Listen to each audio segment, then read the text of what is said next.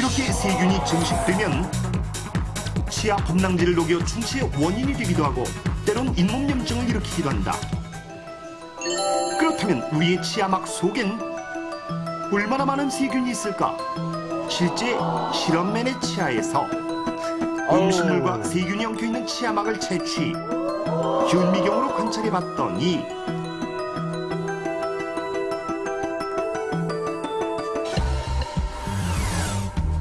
이렇게 다양한 종류의 세균을 볼 수 있었다. 이름들 참 요상하네요. 네, 진짜 뭐 읽을 수가 없네요. 이렇게 여러 가지가. 이처럼 치아막 1mg 속엔 보통 세균 10억 마리가 살고 있다. 그런데 음식만 잘 먹어도 치아 속 세균의 번식을 막을 수 있다. 자, 그럼 여기서 문제. 배추김치와 치즈 중 입안 세균 번식을 막는 음식은 무엇일까요?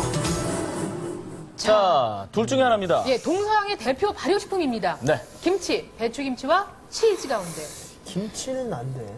자, 세균의 번식을 막을 수 있는 음식은 무엇일까요? 둘 중에 하나. 자, 얼른 고를까요? 하나, 둘, 셋, 들어주세요. 들어주세요. 자, 배추김치 두 분입니다. 네, 치즈 세 분 드셨습니다. 네. 오정은 아나운서 그 배추김치 같아요? 배추김치는 확실히 정답인지 모르겠는데요. 네. 치즈는 확실히 아닌 것 같아요. 아, 왜요? 치즈는 이제 고체이긴 한데 이렇게 녹잖아요. 네. 그래서 입안에서 사르르 녹아서 이렇게 온 곳으로 퍼질 것 같아서. 코팅이 되는 느낌이에요. 네, 코팅이 되는 느낌이 들고 배추김치는 물론 뭐 고춧가루나 이런 건 있는데 끼면 닦아내면 되니까 네, 그건 아닐 것 같고. 치즈는 하도 퍼져서 이제 닦아내기 힘들고. 그렇죠. 그래도 코팅이 돼서. 김치가 아니라고 생각되는 게 뭐냐면요. 네. 김치에는 배추만 있는 게 아니라 젓갈도 들어가고 뭐 양념이 여러 가지가 들어가서 더 안 좋을 것 같은데. 더 안 좋을 것 치즈는 같다. 그렇게 많은 양념이 들어가 있진 않잖아요. 네. 저는 잘 모르면서 얘기하는 거예요. 치즈는 사실 단백질 덩어리인데. 그러니까. 자, 단백질. 근데 배추김치가 맞는 게 보통 그냥 김치라고 했을 건데 굳이 배추김치라는 거는 네. 이 배추 속에 뭐가 있는 것 같아요, 내가 봤을 때. 네. 확실한 거 없는데 이게 배추에 뭐가 있는 것 같아요. 정말 논리적이지 않네.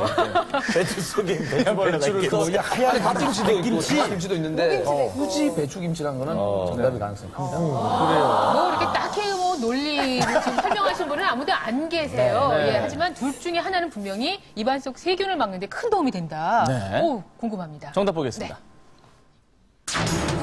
배추김치와 치즈 중 입안 세균 번식을 막는 음식. 정답은 바로 배추김치. 배추김치네요.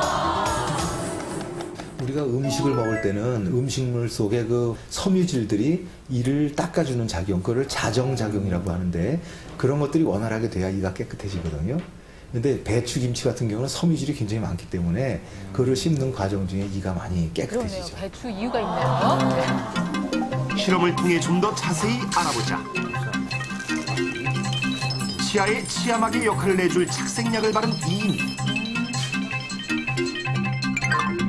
우선 실험 전 착색약을 바른 치아 모습 공개. 이들은 각자 동일한 양의 배추김치와 치즈를 섭취하게 되는데 본격적인 실험 시작. 야, 둘 중에 누가 더 괴로울까요? 배추김치와 치즈를 먹은 두 사람의 치아엔 어떤 변화가 나타날까? 자, 인체에 무해한 착색 재료를 먼저 씁니다. 느끼한 치즈. 예. 그래도 많이 치아의 없어서. 많은 부분에 그대로 착색약이 남아 있었다. 자, 김치 볼까요, 이제 그러면? 그렇다면 매운 배추김치는 야, 치아 사이사이를 제외하고는 거의 남아있지 않은 거의 착색약. 다 벗겨졌어요. 두 사람의 모습을 비교해보니 그 차이는 더욱 확연했다. 그렇다고 음식 섭취만으로 치아막의 생성을 막을 수 있다는 생각은 금물. 가장 확실한 치아막 제거법은 바로 양치질. 그렇다면 양치질 어떻게 해야 할까? 양치질의 목적은 플라그를 제거하고 잇몸을 마사지하는 것이 목적이거든요. 그런데 플라그는 이 순면에 있는 것들은 자정작용에 의해서 다 닦여져 나가요. 굳이 칫솔로 이렇게 닦을 필요가 없죠. 우리가 목적으로 하는 부위는 이와 이 사이입니다. 그래서 양치질할 때는 잇몸으로부터 이런 모양으로 이렇게 훑어내리면서 양치질을 하는 게 옳은 방법이 되죠. 이를 닦을 때 중요한 부위는 침이 나오는 관이 여기에 있고 혀 밑에 이 안에 있기 때문에 윗니, 어금니 쪽의 바깥쪽과 아랫니, 앞니의 안쪽에 치석이 많이 생기게 돼요. 그렇기 때문에 이쪽 윗니 부분을 이렇게 닦아내는 것이 중요하고 네. 아랫니, 앞니 부분을 이렇게 닦아내는 것이 아주 중요합니다. 저렇게 잘 안 하잖아요, 그죠? 해야 되는데. 양치질이 치아막 제거에 얼마나 효과가 있는지 살펴보자. 역시 치아에 치아막을 대신해줄 착색약을 바른 2인.